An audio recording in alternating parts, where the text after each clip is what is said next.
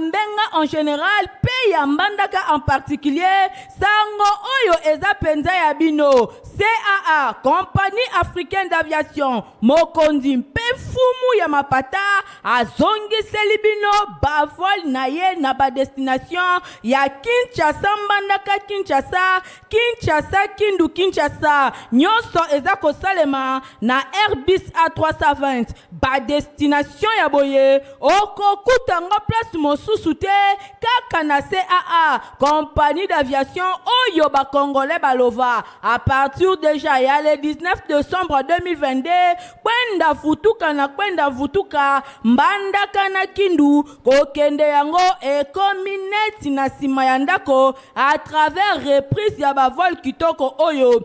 CAA, facilitateur ya bana Congo, Mosungi, aboya ba Congolais balela. CAA, balinga kamboka boete, vous êtes trop amoureuse du pays. Maintenant, merci pour vos ébélés, vos sabateurs. On a bino pour la colonne info. Linga la journal, il y a peuple pour la peuple. Merci pour la fidélité, pour confiance. Bon, continue à cause d'un ango. La journal, na bino topo Cousteau, fongo la journal, pour notre chef de l'État Félix Antoine Tshisekedi Tshilombo a outi signé ba série ordonnance week-end Pawapi a nommé 26 nouveaux commissaires provinciaux à la police nationale congolaise pour la ville à Kinshasa. Que Silvano Kasongoye a remplacé na Jean Bosco Kalenga. Bokolanda ba détail élément oyo na journal na biso mikolo ezali ko ya ambassade ya République démocratique du Congo na Afrique du Sud. 8 bâtiments ya sika ezali ki inauguré week-end eleki et pas au représentant et chef de l'État professeur Serge Tibango. Reportage. Nouveau bâtiment ya ambassade ya République démocratique du Congo na Pretoria na Afrique du Sud et komi bongo opérationnel depuis week-end eleki. Ezalaki inauguré et pa ya haut représentant ya chef de l'État congolais professeur Serge Tibango oyo na cérémonie ebele ya bato bazalaki wana lokola Fidèle Moulaja ambassadeur extraordinaire pe plénipotentiaire ya République démocratique du Congo na Afrique du Sud, ba représentant ya diaspora congolaise sur place, ba pasteur, ba professeur d'université, ba médecin pe bongo na bongo. Nouvel espace oyo et sombamaki et pa ya gouvernement ya République démocratique du Congo pour na ko matérialiser vision ya chef de l'État Félix Antoine Tshisekedi Tshilombo ya ko bongisa ya ba ambassade ya ba diplomate ya République démocratique du Congo oyo bazana étranger. Ambassade ya RDC na Afrique du Sud et zalaki locataire depuis 1994. L'idée à Kosala, entrepreneuriat à jeune, mon quoi la priorité na le Premier ministre Jean-Michel Samba Lukonde Azaki Liboso à jeune femme entrepreneur na cadre ya édition L'œuvre by Makutano héritier mapinde minadi national ma pesibino badita. Pona ko booster entrepreneuriat ya ba jeune pe ko sala yango moko ba priorité nde Jean-Michel Samba Lukonde Kenge azalaki liboso ya ba jeune femme entrepreneur na cadre ya 4e édition ya Level Up by Makutano, premier forum business panafricain oyo ezali dédié et pa ya basi pe ba jeune entrepreneuriat oyo ba entrepreneur organisaki yango le 30 mars tu le 1er avril 2023 na thème entrepreneuriat féminin ensemble cassons les codes un salon oyo et marka kibongo clôture ya mois de la femme na occasion na chef ya gouvernement a se prêter qui na gère ba question pe ba réponse a bato rompi na katina yango a répondaki utilement na ba préoccupation nyonso oyo ezalaki soulever et pa ya bilenge basi oyo bazalaki présente na facilitation et ba mesures incitatives pe ya gouvernement oyo ezali ko favoriser entrepreneuriat ba jeune plus particulièrement ya féminin.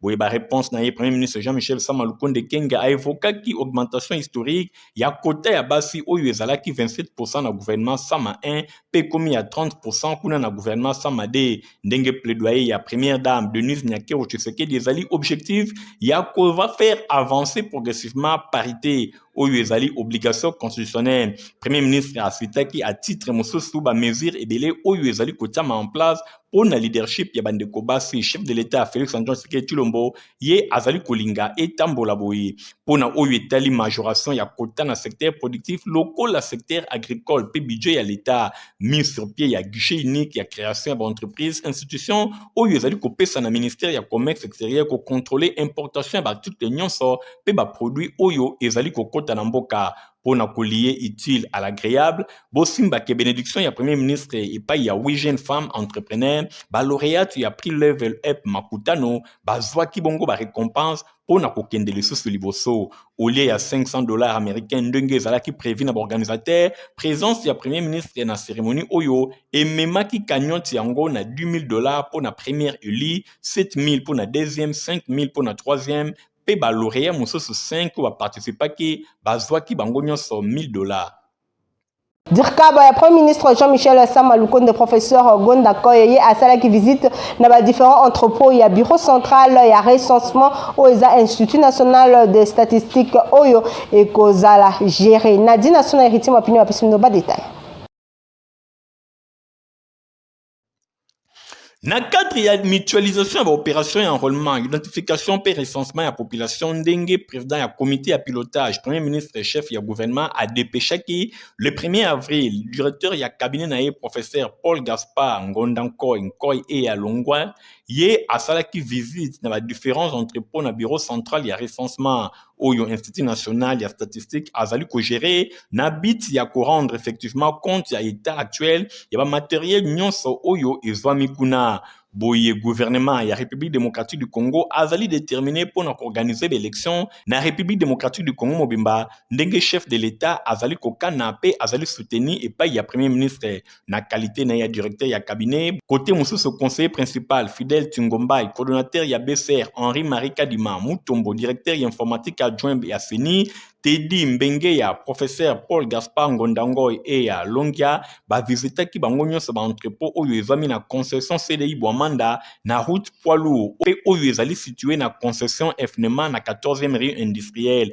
Constat ezali ke ba site nyonso mibale eza na balomoko très important ba matériel roulant en mingi penza 1150 motos entreposées pe lisusu depuis 2016-2018 plus de 50 véhicules pe plus de 5000 vélos ba casque ba bottes ba mal oyo tondi na ba t-shirt ba kipi ba mégaphone pe matériel ya ndenge na ndenge ya valeur oyo ezwami wana pona ba opération oyo ekozala utiliser. Constat oyo esepelisi gouvernement oyo ezali dirigé na Jean-Michel Sama Lukonde Kenge na détermination na bango ya organiser opération ya recensement général ya population ndenge décret ya mutualisation ezali bongo kotalisa liboso ba panze sango na suka ya visite na directeur ya cabinet ya premier ministre a promettre ko rendre compte na chef ya gouvernement oyo atindaki na terrain pour na population alobi respect ya délai ya engagement oyo gouvernement azwaki pour na tenir opération identification ya population pe recensement ezali bongo ekosala suite na opération ya enrôlement oyo ezali kokoma déjà na suka na yango. Tukala kaka la masolo ya première dame Denise Nyaki Otiseki pour nous qui a clôturé qui mois de la femme elonge na ba épouse militaire un peu ba policier na ba femme vendeuse ya Kinko Lenyon c'est celle qui na commune ya Ntele Stéphane Skandi azaki na compte ya Fulingala. Épouse ya chef de l'État, Denise Nyaki Otiseki akitaki ye moko en personne kuna na maison communale ya Ntele. Pour na communauté peu kosola na ba maman na repas de cœur na ba épouse militaire policière ba femme commerçante ya Kinkole ba maraîcheur ba pêcheur ba vendeuse ya mbisi ba pilote pe ba différents vivres souci ya présidente ya fondation Denise Nyaki Otiseki ezalaki ya ko encourager basi oyo pona débrouillement ya mibali oyo bazali ko servir na se ya drapeau ya République démocratique du Congo kasi mingi penza ba o bazali ko combattre na front pona ko sécuriser intégrité ya territoire national contre agression étrangère. Ayaki komona bino boyeba ke bozala na motema na ngai mais peut-être tant nde mona na raté po tokutana na bino nzambe a permettre tokutana na komisie pe na lobi lisusu merci na bino nyonso po na disponibilité na bino il faut toyebana po toyeba na mibali na bino mais ngai il faut na yeba pe bino pe boyeba nga toza kolia tozo fete tobosana ba mama na biso oyo baza awa na Kinshasa mibali na bango baza na front na bao baza kuna na makambo nyonso zokomela bango na bitumba oyo ba voisin ba côté de biso.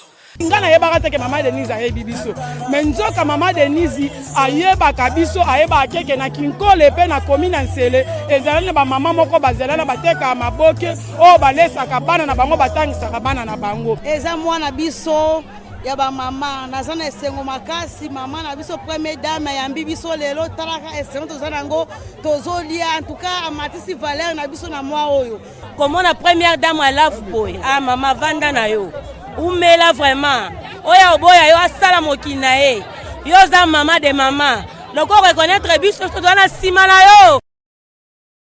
Présidente, il y a Ligue de femmes, il y a RCD-KML, il y a Mwana Mboka Antipas Mbwisa Namwisi, Madame Rito Kitondo Ndita. À Sangisa qui week-end de l'équipe, femme, et pas wapi. À l'obéla qui clôture, il y a mois de la femme sur leadership et autonomisation. Nyo, c'est le canal qui kuna na siège, il y a parti na bango RCD-KML. Stéphane Skande, Azara Kiwana. Reportage.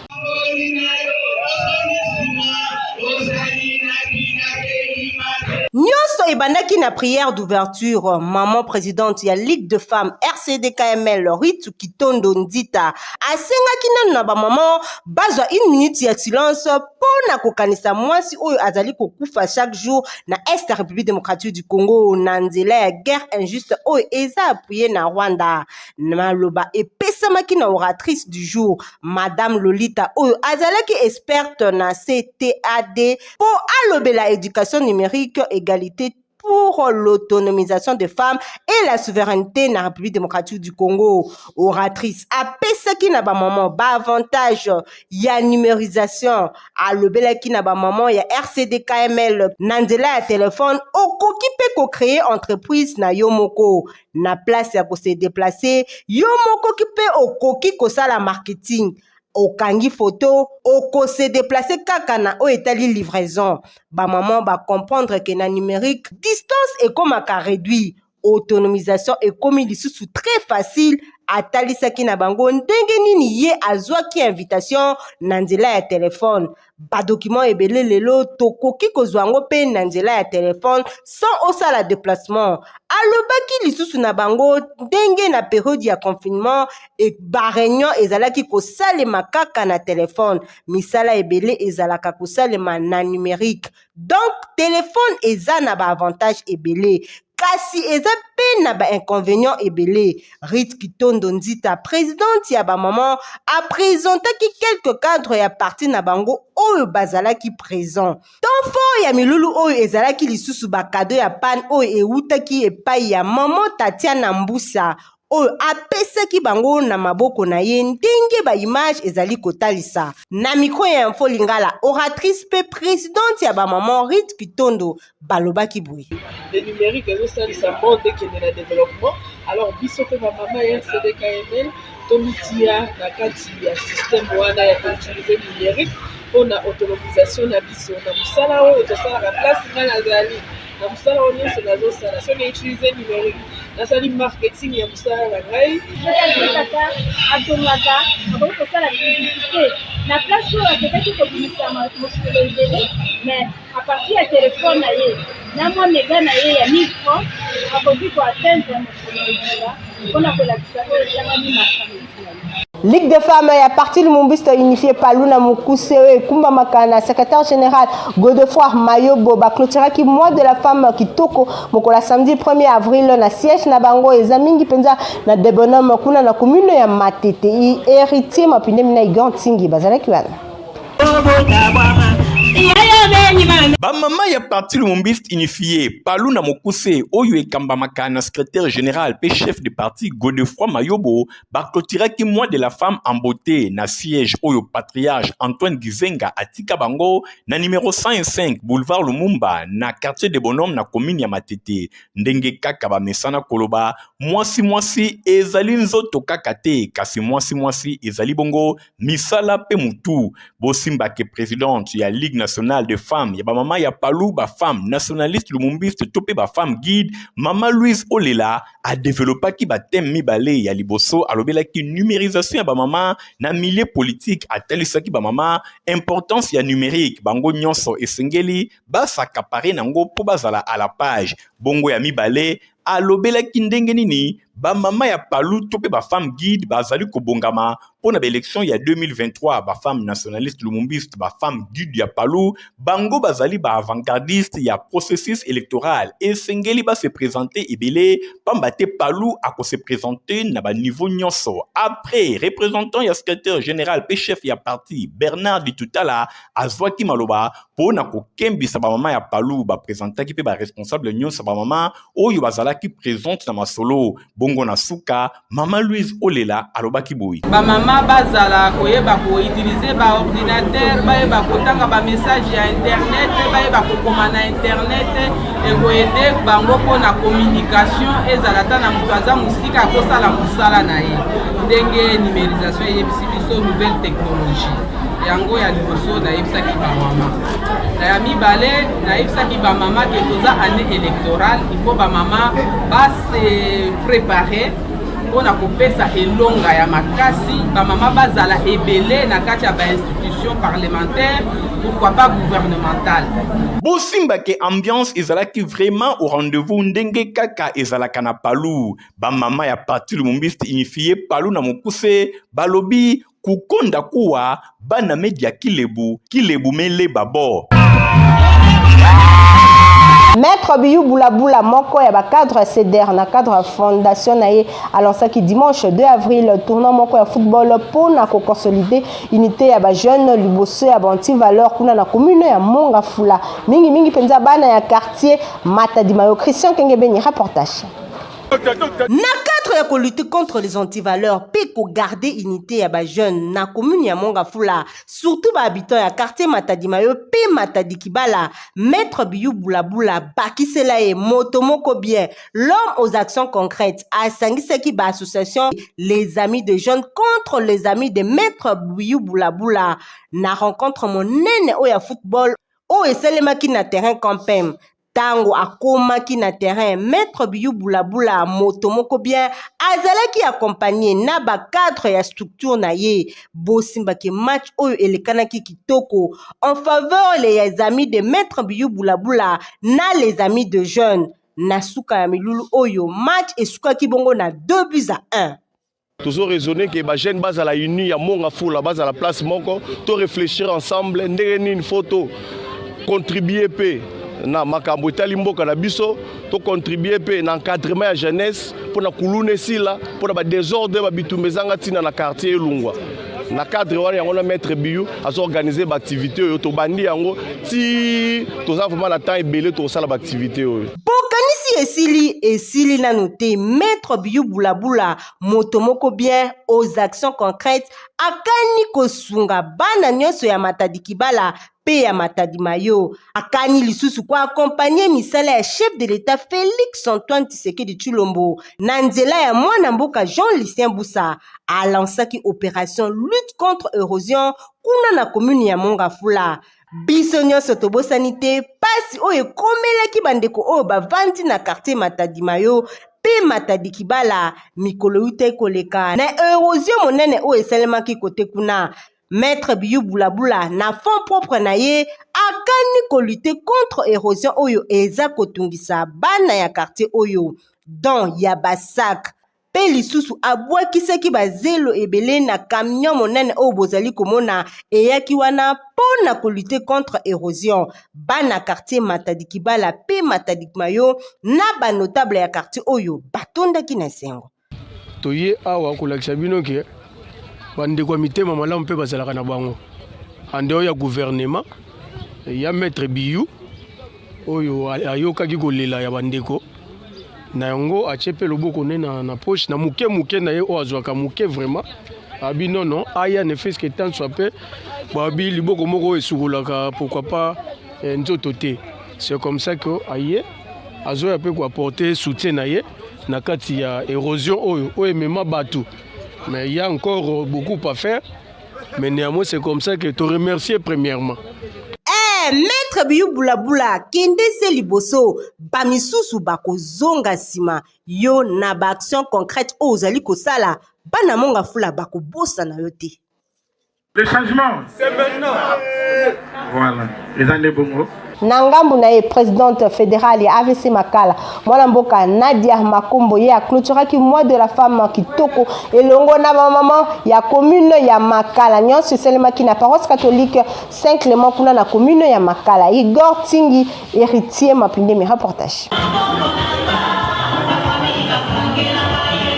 Ba mama ya commune ya Makala basukisaki mois de la femme en beauté. Ba mama bazwami na kati ya parti politique Autre Vision du Congo AVC na mokuse ya autorité morale maître Didier Boudimbu bosimba ke présidente fédérale ya Makala mwasi ya Nguya mwasi ya Mayele mwasi ya Bwanya Nadia Makombo asangisaki ba mama ndenge kaka bino moko bozali komona ambiance ezalaki vraiment électrique et pa wapi ba invité ya ndenge na ndenge pe bazalaki wana pona ko représenter batu minene na kati ya parti. Nadia Makombo mwasi ya Nguya azwaki maloba pona kolobena ba mama likambo etali numérisation awa na République démocratique du Congo esengeli mwasi ya telema mwasi ya AVC a telema pour makambo nyonso ekende liboso sur place ba présentaki ba représentant nyonso ya ba selile na commune ya Makala oyo bazali kotambusa AVC ndenge ezali vraiment ya kotelema. À titre symbolique mama Nadia Makombo a remetaki ba cadeau ya maputa epai ya ba mama ndenge kaka bozali komona esengo ezalaki makasi koyemba kobina ezalaki vraiment au rendez-vous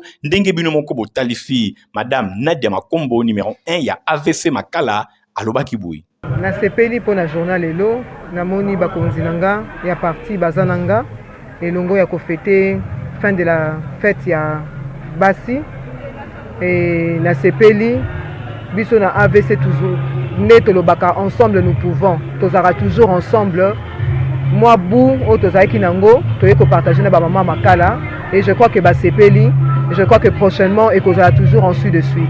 Bosimba ke commune ya Makala ezalaki vraiment électrisé AVC ba mama nyonso ba sepeli na commune ya Makala balobi mwana bango ebandaki kitoko pe esili kitoko elongo na numéro 1 ya AVC Makala mwasi ya makasi Nadia Makombo.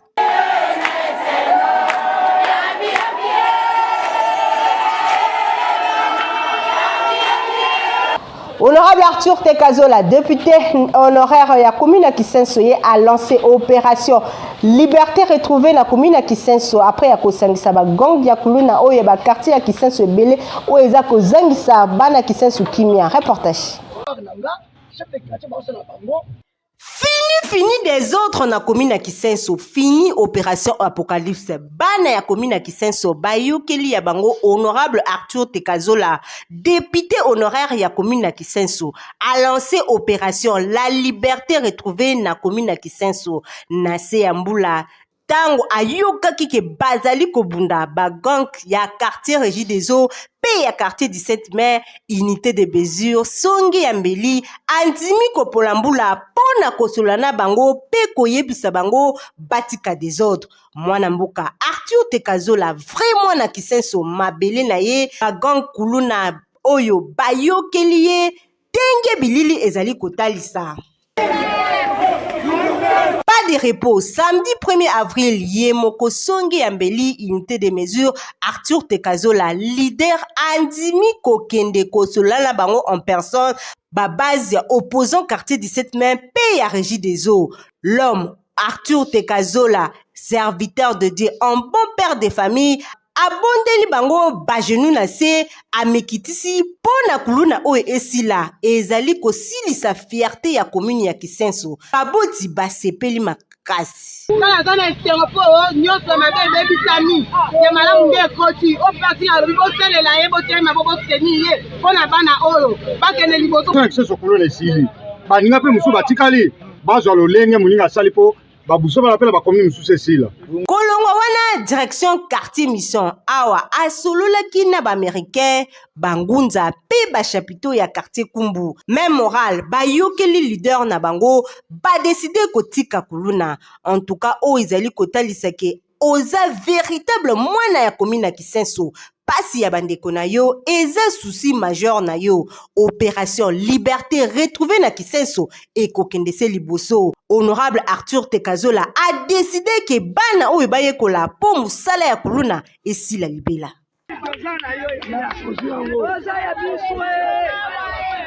Fly CAA na cadre ya 30 ans d'existence na bango to info lingala journal un peu pour le peuple est présenté bino ba cadre peu ba directeur ya société oyo. Na mboka na biso balobaka mwasi atongaka mboka te. Lokuta ba responsable ya CAA batalisi ke adagio nza lokuta makasi pona CAA mwasi azali kotonga pe kovandisa ndako pe azali koveye na croissance ya ndako oyo ezali bongo CAA. Ali Odia Mulumba ye azali bongo mingi mpenza koyeba na kombo ya mami Odia Mulumba ye azali chef comptoir ya CAA na ville ya Lubumbashi mingi mpenza na Okatanga ye expliqué bongo évolution na ye personnel na kati ya société oyo. Nakotaki CAA na 2010 mais ba engaganga na 2011 toloba nazali na 11 ans et demi na CAA donc 12e année na yango.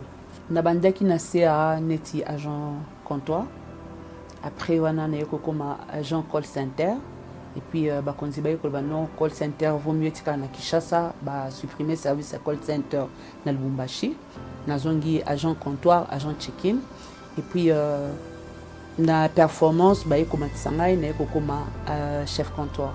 Musala ya chef ya comptoir ezali bongo nini? Chef comptoir oza misala ebele.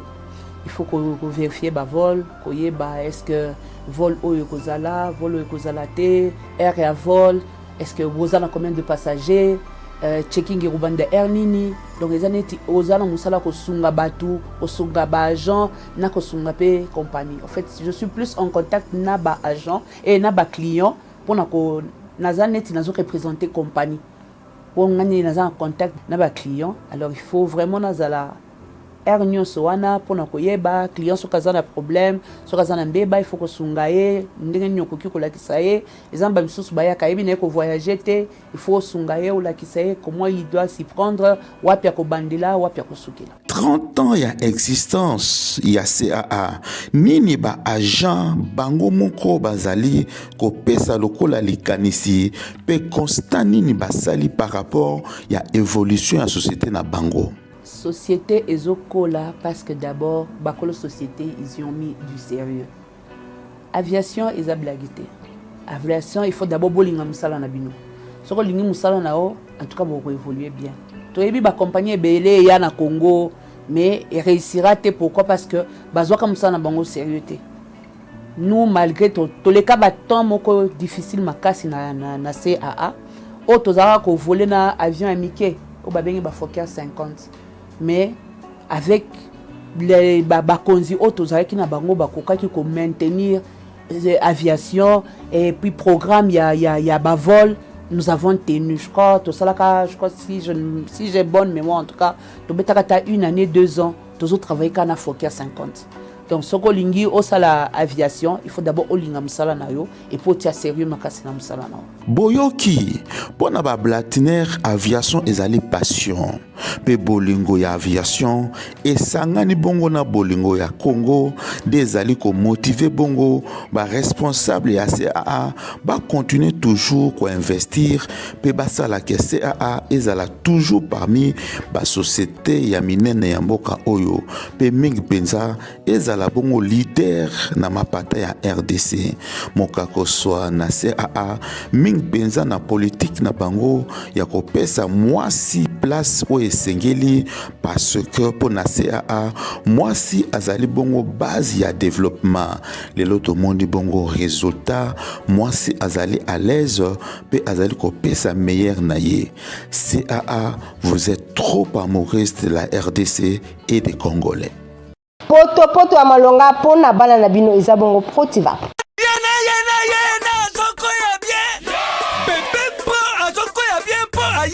Protiva. Bongo bébé ni pipi. C'est etumbana pota pota. Ndeko na mali comme ni moi ezole la makasi bo ezole kanti na balabala. Yeka boy ali ana pasi mwana oyo. Mwana ko ali ana pasi te. Est-ce que biloko azoli oyo azo sepela nango? Tala bébé pro ye ali kaka Protiva. Bandiku naza kupesa bino Jean-Pierre ya mwana oyo. Bébé pro banda kuma kuria ali kaka Protiva. Butala ekola linai. Protiva kitoko na miso elenge na munoko misala na nzitu ya bana.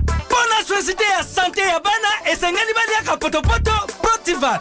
Tala lelo yo bébé pro akoli malamu po aliaka potopoto Protivat. Bina kuna chimakate. Aha! Bitso nyoso toko bina dansa ba bébé. Toke baya bayango chante kitoko nzoto makachi. Mboka mobimba. Echite ingiyo. Ha! Protivat potopoto kitoko pona ba bébé pro.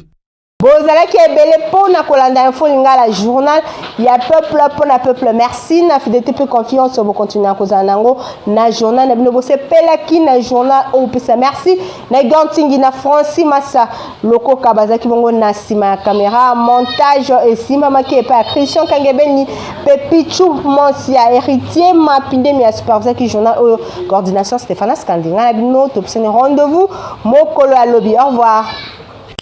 Eye lisusu bana Équateur mambenga en général pe ya mbandaka en particulier sango oyo eza penza ya bino CAA compagnie africaine d'aviation mokondi mpe fumu ya mapata azongiseli bino bavol na ye na ba destination ya Kinshasa mbandaka Kinshasa Kindu Kinshasa nyonso eza kosalema na Airbus A320 ba destination ya boye okokutanga place mosusu te kaka na CAA compagnie d'aviation oyo ba congolais balova à partir déjà ya le 19 décembre 2022 kwenda vutuka mbandaka na Kindu kokende yango ekomineti na sima ya ndako à travers reprise ya bavol kitoko oyo CAA facilitateur ya bana Congo mosungi aboya ba congolais balela CAA balinga kamboka boete vous êtes trop amoureuse du pays.